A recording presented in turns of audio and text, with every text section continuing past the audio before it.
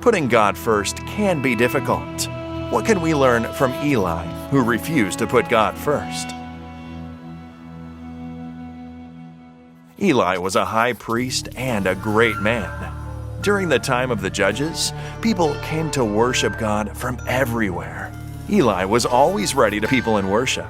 But Eli had been so focused on the people of Israel that he had not paid enough attention to his sons.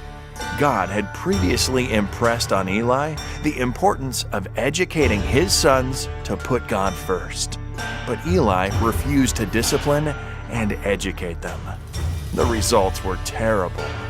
Eli's sons became priests who rejected the God-first principle.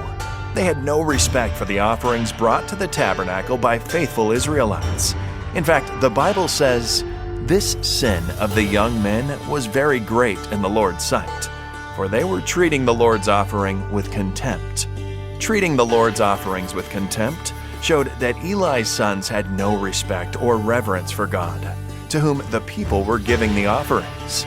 Actually, those who are true worshipers of God have Him in mind as the final destination for their tithe and offerings.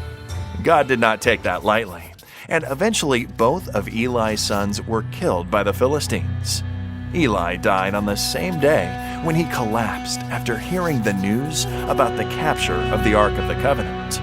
Sometimes we don't give our tithe and offerings the respect and reverence they deserve. They should reflect our connection and respect for our Creator. Eli's sons refused to put God first. The consequences were terrible for him and the people around him. God's love compels us to put His kingdom first, while Eli's example is a warning for us today. As we return our tithe and promise, we are challenged to put God first.